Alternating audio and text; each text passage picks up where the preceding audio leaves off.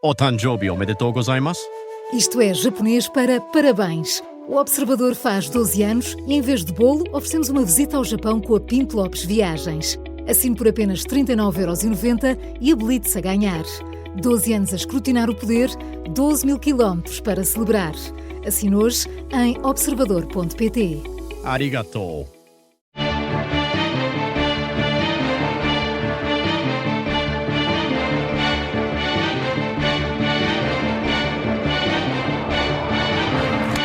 Quem foi Ruth, a imigrante que se juntou ao povo escolhido? Este é o 5º episódio da 2ª temporada de As Histórias da Bíblia, o podcast da Rádio Observador, em que deciframos o livro mais impresso e distribuído da história da humanidade, mas não necessariamente o mais lido. Eu sou o João Francisco Gomes, sou jornalista e escrevo sobre religião no Observador. Eu sou o Daniel Nascimento, padre e professor na Universidade Católica Portuguesa. Eu sou o João Basto, padre e colunista do Observador. E esta semana vamos falar de uma das mulheres mais importantes da Bíblia. É uma das poucas mulheres mencionadas na ascendência do rei David e, portanto, do próprio Jesus Cristo, e é também notavelmente conhecida por representar a presença de sangue estrangeiro na linha familiar do povo israelita. É uma história de migrações e de lealdade familiar. Estamos a falar de Ruth, a bisavó do rei David e protagonista do 8º livro da Bíblia, um livro batizado com o próprio nome desta mulher. Estas são as histórias da Bíblia. Olá a todos e, como sempre, antes de seguirmos para o tema deste episódio, quero lembrar que os nossos ouvintes nos podem enviar perguntas, comentários e sugestões para o nosso mail, ashistoriasdabiblia@observador.pt, já sabem, sem acentos, ashistoriasdabiblia@observador.pt, e os nossos ouvintes também já sabem que agora nos encontramos 2 vezes por semana. Já aconteceu na última quinta-feira, além do episódio semanal aos domingos, depois do noticiário das 9 da manhã na Rádio Observador e sempre em podcast. Nós agora temos também um episódio extra, todas as semanas, às quintas-feiras. Em 10 minutos procuramos responder a uma pergunta enviada pelos nossos ouvintes para o nosso mail. Este que dizia agora, ashistoriasdabiblia@observador.pt. E podem ser também perguntas deixadas, por exemplo, nos comentários do YouTube ou das plataformas de podcast em que nos ouçam. Esse episódio vai ficar apenas em podcast, não passa na Rádio Observador e, portanto, já sabe, para nos ouvir e para garantir que não lhe escapa nada, pode clicar em seguir o programa para receber uma notificação sempre que sair um novo episódio. Nesta quinta-feira que vem vamos responder a uma pergunta difícil. Há ou não um privilégio masculino na Bíblia? E, já agora, como é que isso muda a forma como a religião cristã olha para as mulheres? É para ouvir já na próxima quinta-feira. Agora, vamos falar do tema do dia de hoje, desta personagem.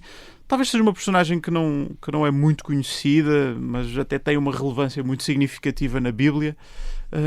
Mas antes disso, se calhar, vale a pena olharmos aqui para um detalhe interessante. João, noutros episódios deste podcast nós já falámos sobre a importância de árvores genealógicas na Bíblia. Elas aparecem muito frequentemente, tanto no Antigo como no Novo Testamento. Na verdade, a Bíblia até tenta fazer uma espécie de ligação familiar ou de sangue desde o início, desde o primeiro humano, Adão, até Jesus, passando por Abraão, pelo rei David, por exemplo. Quem for ao início do Evangelho de Mateus e vai lá encontrar uma genealogia de Jesus, obviamente vai encontrar sobretudo homens, o pai do pai do pai do pai, mas também vai encontrar esta mulher, Ruth. Porquê? Porque esta exceção? Que importância é que esta mulher teve para aparecer aqui? Não, disseste bem aí nesse sentido de que a Bíblia tem uma espécie de grande linha de continuidade. A Bíblia parece querer fazer uma grande narrativa genealógica, quase à espécie de semelhante àquilo que acontece até na Idade Medieval com os livros de linhagens. Portanto, nós percebemos uma espécie de grande continuidade histórica, traça uma grande linha, e efetivamente em Mateus existem 4 mulheres, mas que não são as mulheres evidentes, não são as grandes matriarcas como Sara, Rebeca, Lia ou Raquel. São Tamar, Rab, Ruth e a mulher de Urias, isto é, Betsabé. São tudo mulheres que têm algo de irregular na sua história, para lá do facto de, num contexto extremamente patriarcal, serem pessoas do sexo feminino. E, portanto, talvez a grande mensagem da inclusão de Ruth, como todas as outras, mas neste caso de Ruth, é que a salvação não vem só de dentro do povo, vem de fora, por mulheres que muitas vezes não estão ligadas à letra da lei ou à lei no sentido amplo como nós a entendemos.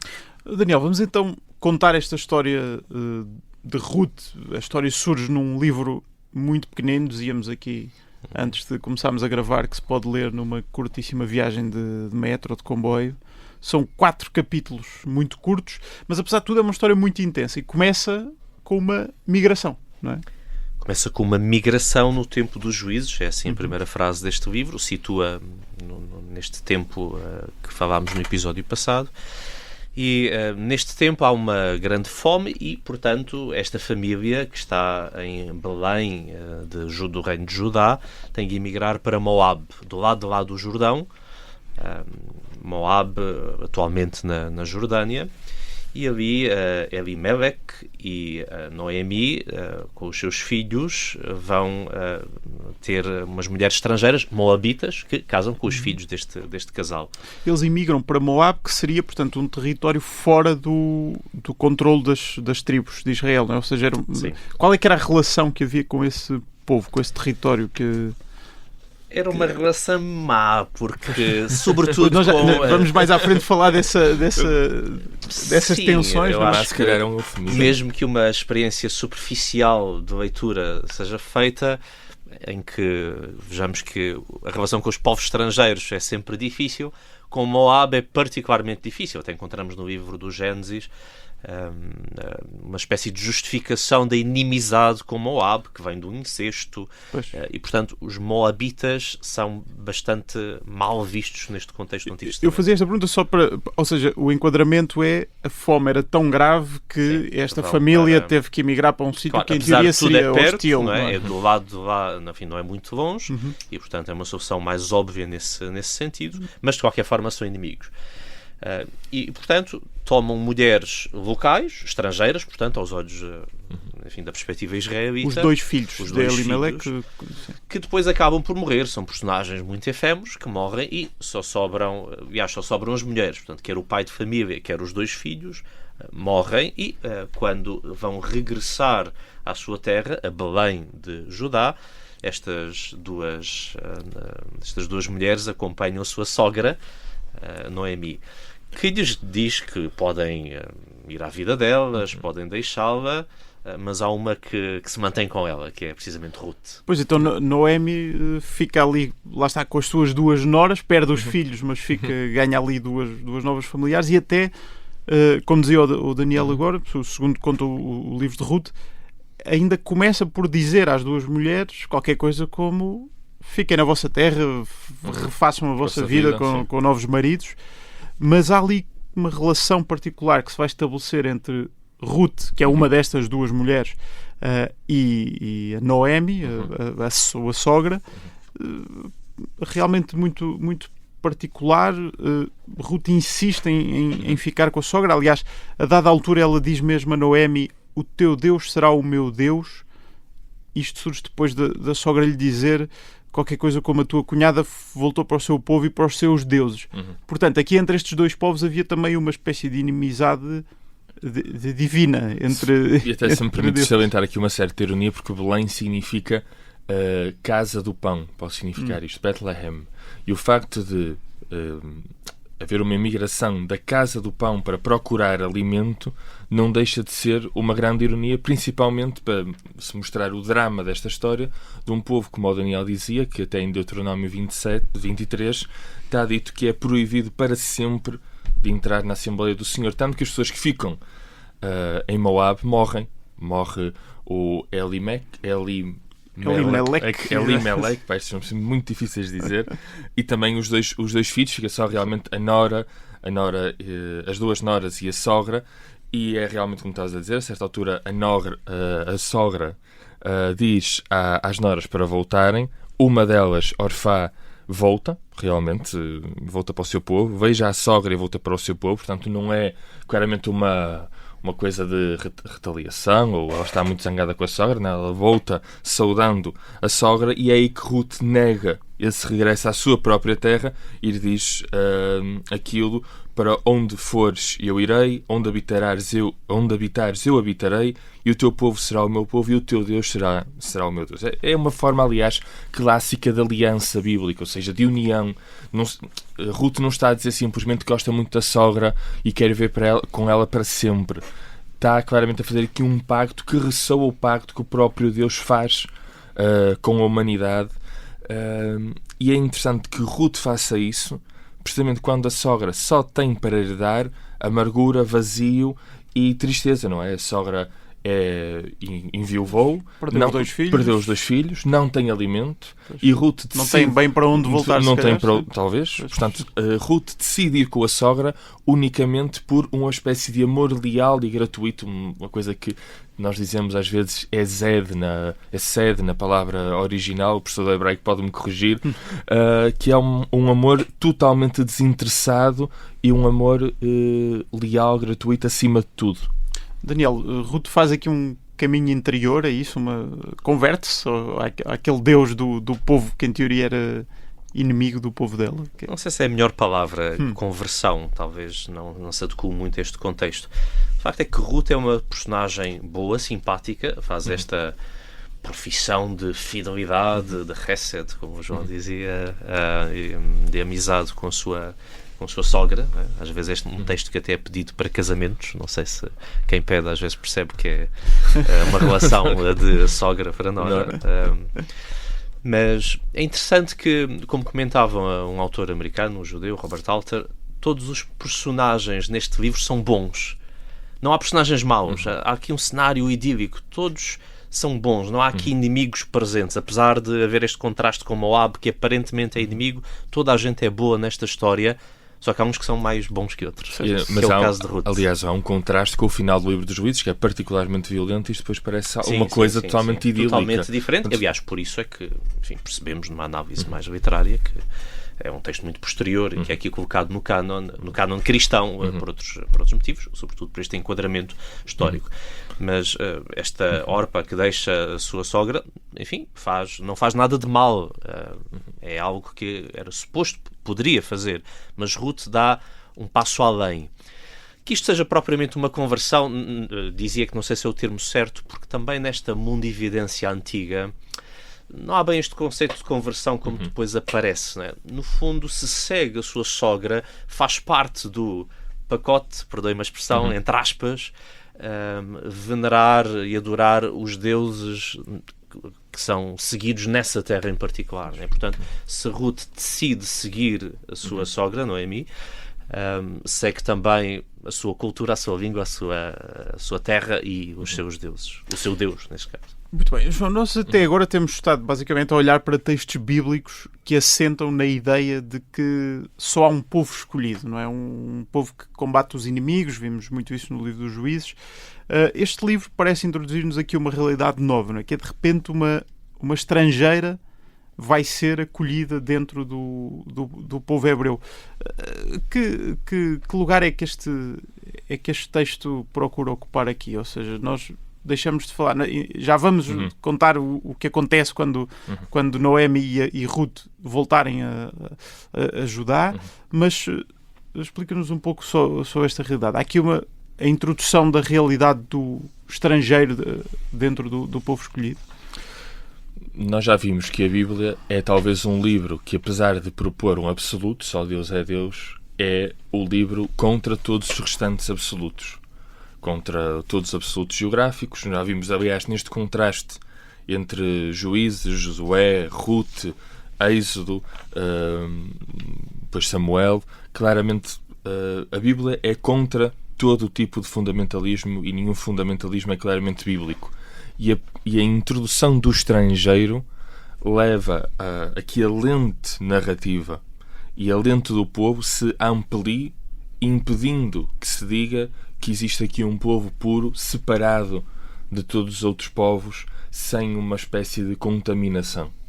Portanto, não sendo o estrangeiro aqui a contaminação, mas a ideia de claramente, a ideia de pureza, o facto de Ruth ser a bisavó do grande rei David, mostra claramente a linhagem real é uma linhagem real que já está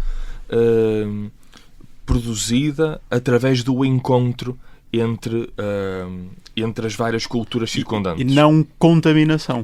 Não contaminação, ou seja, esta ideia, o estrangeiro aqui não é algo que vem contaminar, mas é alguém que está dentro da relação que se estabelece até com o próprio Deus. Muito bem, nós já voltamos para a segunda parte de As Histórias da Bíblia. Nós vamos continuar a falar da história desta personagem, Ruth. Estamos a acompanhar o caminho que a personagem faz com a sua sogra até Judá. Vamos também saber o que é que esta história nos diz sobre o lugar dos estrangeiros nos planos divinos, também sobre o lugar das ações de cada dia neste plano de salvação que a Bíblia propõe aos seus leitores. É já a seguir a um curto intervalo. Até já.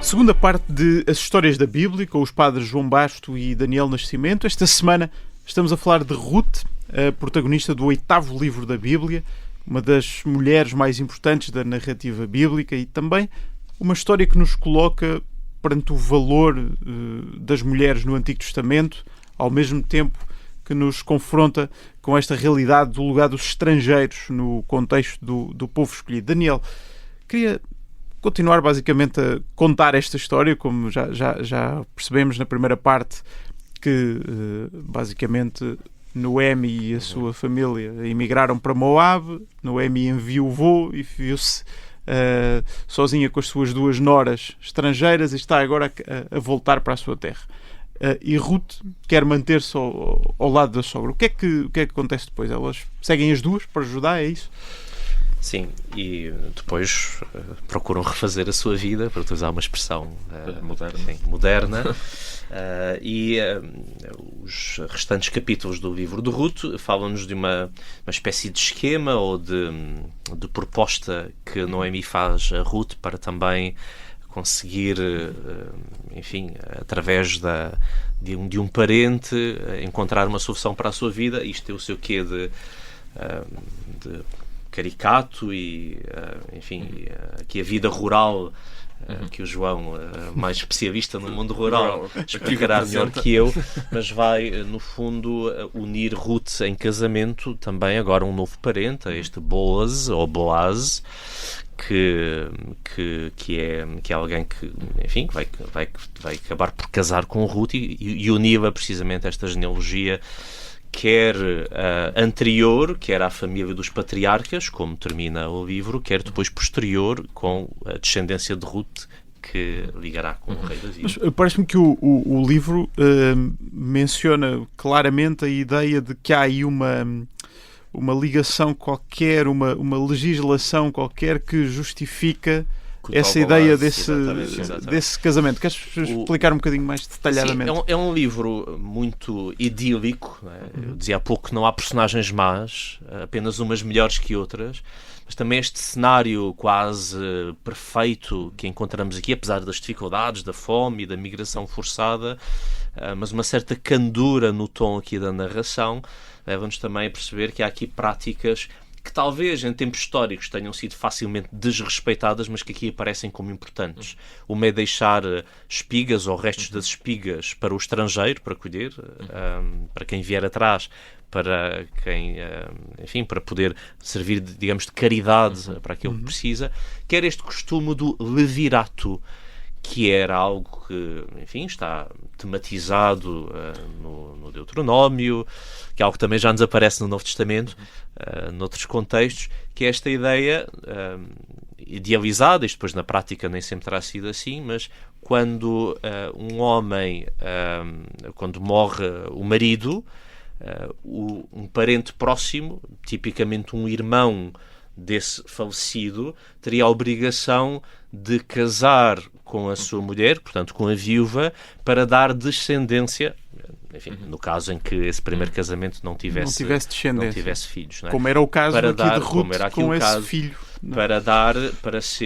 para dar descendência ao morto, àquele irmão ou aquele parente que tinha falecido. E este Boaz é um parente de Noemi, portanto seria um parente do marido de Ruth, do filho de do filho. E há aqui de uma Noemi. história, enfim, um bocadinho de sedução, digamos assim, progressiva, mas Boaz não é, ou Boaz, enfim, não sei qual é a melhor forma de dizer, em hebraico é Boaz, que é parente próximo, mas não é o mais próximo. Ainda há um outro parente mais próximo que teria então esse direito, e depois há ali uma espécie de negociação na porta da cidade, que era um lugar por um lado, de encontro nestas cidades antigas, no contexto bíblico, e também de tomada de decisões importantes, em que esse tal parente mais próximo teria a obrigação de ser o redentor aqui desta família. Esta palavra de resgate, redentor, traduz precisamente esta obrigação legal de um parente próximo tomar conta da família que fica desprotegida, mas incluiria também ter de casar com Ruth, que é estrangeira, e esse parente, que permanece anónimo no texto, diz, não me dava muito jeito agora. E é então Boaz que faz isso e toma, enfim, através de um gesto também muito pitoresco, que corresponderia a costumes legais, ou, enfim, uma espécie de direito constitucionário, tinha a ver com o dar a sandália, enfim, vemos aqui. Esse parente que não quis receber Ruth percebe-se porque o caráter polifónico da Bíblia e da história bíblica e das tendências bíblicas é também aqui muito claro. Aqui é tudo perfeito, simpático, mas há correntes bíblicas de uma grande agressividade contra estrangeiros. Aliás, este livro de Ruth é entendido, corretamente, a meu ver, como uma espécie de polémica contra outra tendência bíblica no pós-exílio, em que há um cerrar fileiras da identidade judaica, ao tempo de Esdras e Neemias, vemos isso nesses livros, de Esdras e Neemias, de uma proibição de casamentos com estrangeiros, casamentos mistos, digamos assim. Um certo nacionalismo. Um certo nacionalismo que levaria a uma proibição de tomar mulheres estrangeiras, então moabitas, enfim... E este livro aparece aqui para tentar pôr isso em causa. Justifica, dá uma bondade na possibilidade de receber esta mulher estrangeira, aquilo que faz Boaz. Muito bem. João, na primeira parte nós falámos justamente sobre este facto de Ruth estrangeira ser acolhida em Judá ao abrigo desta antiga lei do Levirato, e depois acaba por mostrar lealdade à sogra e a Deus, e isso traduz-se nesta entrada na genealogia do rei David, ou seja, Ruth e Boaz vão ter um filho que é Obed, e esse filho vai ser o avô do rei David, não é? Como é que os cristãos têm lido este texto ao longo dos séculos, olhando aqui esta realidade da mistura entre o estrangeiro e o povo escolhido? Como é que isto tem sido recebido pelos cristãos? Se calhar, algumas notas. Em primeiro lugar, logo na proximidade do texto, nós percebemos, já falamos sobre isso, que é um contraste face ao final do livro dos Juízes. Um final muito violento, principalmente o capítulo 19 tem uma cena a partir do versículo 22, aquilo é claramente perturbador, a leitura de às vezes um só versículo já perturba, e portanto, primeiro essa dimensão. A seguir, há uma certa altura em que Boaz diz a Ruth: conta-me tudo o que fizeste pela tua sogra, deixaste pai e mãe e a tua terra natal para vir a um povo que não conhecias. De certa maneira, se nós nos relembrarmos do episódio de Abraão, há comentadores que dizem isto: Ruth parece uma espécie de Abraão no feminino. Alguém que deixou pai e mãe, casa paterna, em favor do Hesed, do amor genuíno, da amizade, também para um estrangeiro, porque Noemi era também para Ruth uma estrangeira. Portanto, claro. Há aqui essa inversão. Os cristãos olharam muitas vezes para Ruth como uma forma de dar início, de se inaugurar aquilo que São Paulo vai procurar muitas vezes, que é evangelizar fora das margens ou nas margens do judaísmo.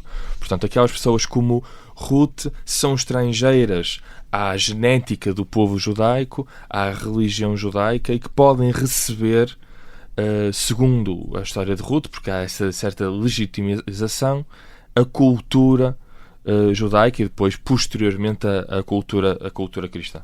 E, portanto, também podem ser salvos os estrangeiros. Sim, também podemos pegar neste filão e seguir por aí. Sim. É que, no fundo, estamos aqui a falar de uma história de imigração ilegal, não é? Não vamos usar esses termos para não sermos cancelados, mas sim, claramente não é claramente uma imigração segundo as regras do jogo. Se a minha pesquisa não me falha, isto é um texto que tem pouco protagonismo na liturgia católica, obviamente também é muito pequeno, reduzido, portanto, mas, enfim, segundo percebi, surge nas missas católicas uma vez a cada 2 anos e é em 2 dias de missas de semana. Este texto, isto também poderá contribuir para que o texto depois não seja assim tão conhecido entre a generalidade dos cristãos, portanto, no contexto português? Acho que no contexto português, não conheço outros contextos, mas imagino que seja igual, ou seja, nós conhecemos que as grandes figuras e às vezes algumas figuras secundárias, mas claramente o livro de Ruth, como também Esther, que iremos falar a seguir, não são propriamente as figuras mais conhecidas, e são colocadas assim um bocado à margem. Não sei se há assim grandes motivos além desse. Na liturgia também é um livro muito pequeno. Quem começou a ler o livro quando o episódio começou, se calhar já o acabou. Já o leu 2 vezes. Sim, e aqui não estão presentes aqueles grandes temas da aliança, da libertação. Sim, não é uma saga, uma epopeia, não dá para fazer propriamente um filme. Quer dizer, um filme se calhar Tarkovsky dava, mas um filme daqueles hollywoodescos, tipo 10 Mandamentos, não dá. Não é possível. Daniel, depois a liturgia faz, sobretudo aos domingos, no contexto católico, escolhe episódios do Antigo Testamento que façam uma ligação temática mais ou menos direta com o Evangelho e, portanto, neste caso não aparecerá tanto porque não há episódios no Evangelho assim, talvez tão óbvios. Este livro de Ruth, pelo menos nos cânones cristãos, surge aqui colocado num lugar curioso. Por um lado, está entre o livro dos Juízes, que falámos no episódio anterior sobre Sansão e Dalila, um livro que relata um período de uma grande instabilidade, muito caos, um certo afastamento de Deus, não é? E depois o primeiro livro de Samuel, que relata uma espécie de reconstrução da ordem depois desse caos, com a transição para a monarquia e depois, eventualmente, com a figura do rei David. O facto deste livro estar aqui colocado ajuda, de alguma maneira, esta história concreta, ajuda, de alguma maneira, a fazer esta transição entre o caos e a ordem, entre o período dos juízes e a monarquia? Tem aqui algum papel concreto? Convirá talvez sublinhar que isso acontece no cânon cristão, ou seja, depois nesta arrumação dos livros bíblicos que acontece em contexto cristão, que seguem, no fundo, o que foi feito na Bíblia grega, na Septuaginta. Para os judeus, isto faz parte de um grupo genérico chamado escritos, né? Portanto, outros escritos que de facto são de épocas posteriores. Já agora, a propósito disso, fazer aqui um bocadinho de promoção ao nosso próprio podcast. Essa é uma pergunta que tem chegado muito ao nosso e-mail. Porque é que há tantas bíblias diferentes, tantas organizações diferentes dos cânones? Porque é que há livros que estão num sítio e não estão noutro? E, portanto, é bem possível que em breve haja um episódio ou uma quinta-feira em que vamos tentar explicar essa realidade. Mas estávamos a falar então daqui da colocação deste livro neste lugar no cânon cristão. Sim, é por um motivo óbvio, que é logo o início do livro dizer que isto acontece no tempo dos juízes, não é? Portanto, a Septuaginta faz logo esta colocação cronológica, não é? Portanto, depois de se falar do livro dos juízes, conta-se este episódio aqui no tempo dos juízes. E depois, como também se sublinha o rei David, de certa forma, tem também uma certa pedagogia de preparação para aquilo que vamos ver na história, na vinda do rei David, nos livros a seguir. Já agora, a este propósito, o que é que sabemos sobre o autor deste texto? Quando é que foi escrito? Enfim,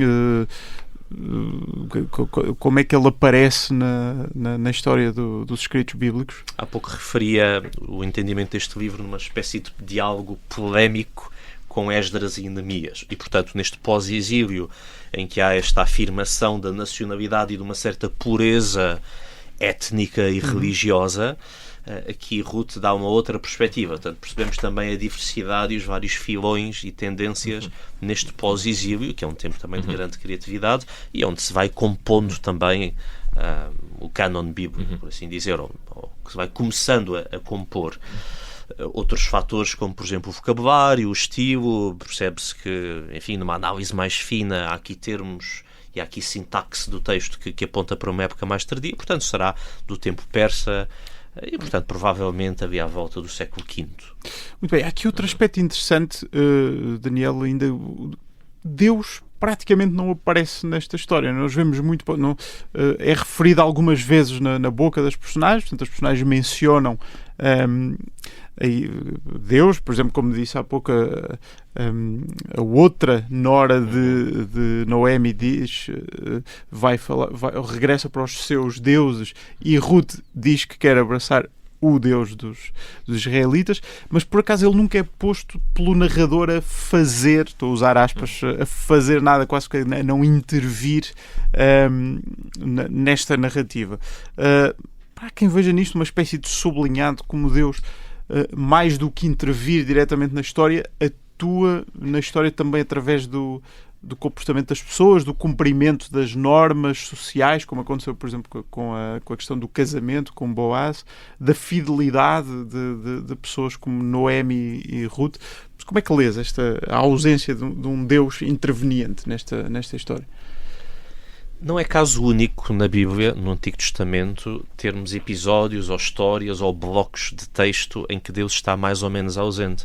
Um leitor atento do próprio Pentateuco, da Torá, vê que durante vários capítulos na história de José, o último destes patriarcas, algo de semelhante acontece. Parece que Deus não está ali em jogo.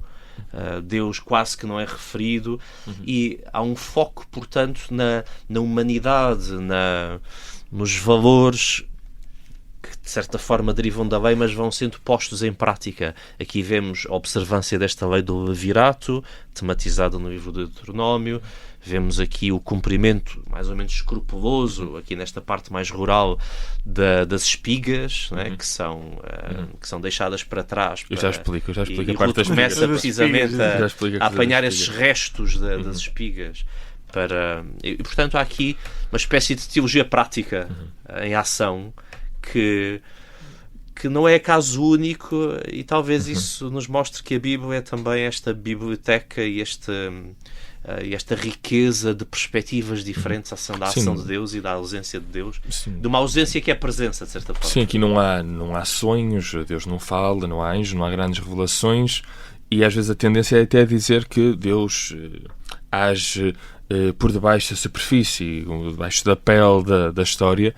Mas há um comentador americano da Universidade de Yale que disse que pode ser intenção claramente do livro mostrar que, para lá das duas grandes esferas, que é a esfera do nascimento e a esfera da fecundidade da Terra, destas duas fecundidades, é o Esed, este amor genuíno, gratuito, que conduz a história. Às vezes nós queremos apressadamente colocar Deus, não é? Não está Deus, não se calhar a Bíblia dá este espaço, mas acho que queres que eu fale da questão das espigas? Fala da questão agrícola, porque há bocado, eu penso que há bocado não mencionámos este aspecto da história, que é quando Ruth Ruth viaja para Judá com Noemi, que regressa à casa. Ruth arranja ali uma espécie de trabalho rural, como agricultora. Sim, não é bem um trabalho porque nos campos de Boaz. Exatamente. É a primeira vez que eles se veem, ou pelo menos na história. A bondade dele até começa com arranjar-lhe um emprego.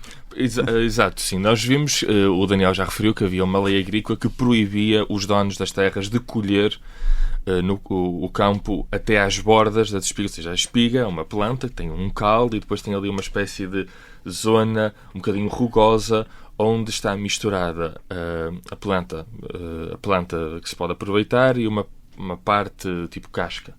E, portanto, eles poderiam colher, mas deixar das duas uma ou algumas coisas para trás para os pobres irem colhendo, ou não colher toda a planta. Pronto. O que acontece é que Ruth é-lhe concedido até a possibilidade de ir respigar aos fardos, aos fardos das espigas que já tinham sido colhidas, ou que iriam ser depois debulhadas. O que é debulhar? Debulhar é pegar na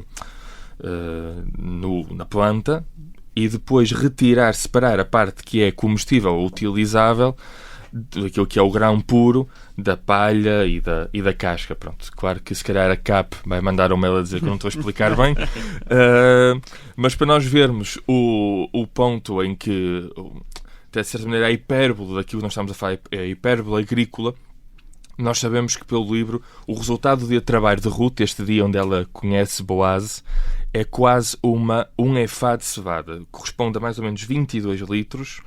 É uma medida antiga, corresponde a 22 litros, que é aproximadamente 10 a 14 quilos de grão puro.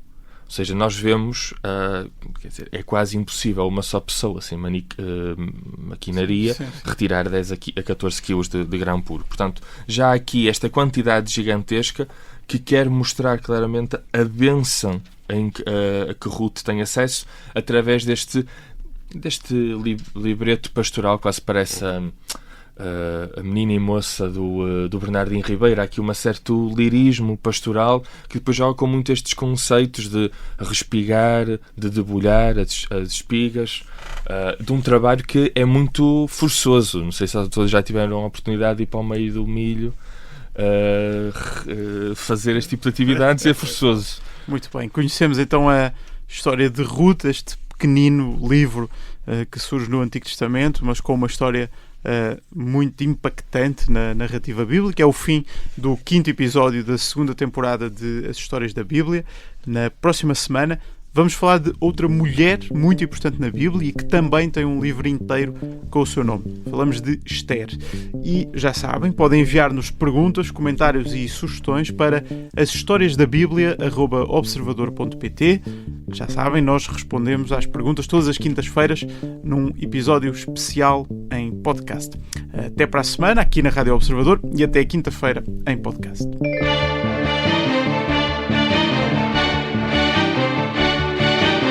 As Histórias da Bíblia é um podcast da Rádio Observador com Daniel Nascimento e João Basto. É apresentado por mim, João Francisco Gomes, e a música do genérico é de Tiago Afonso.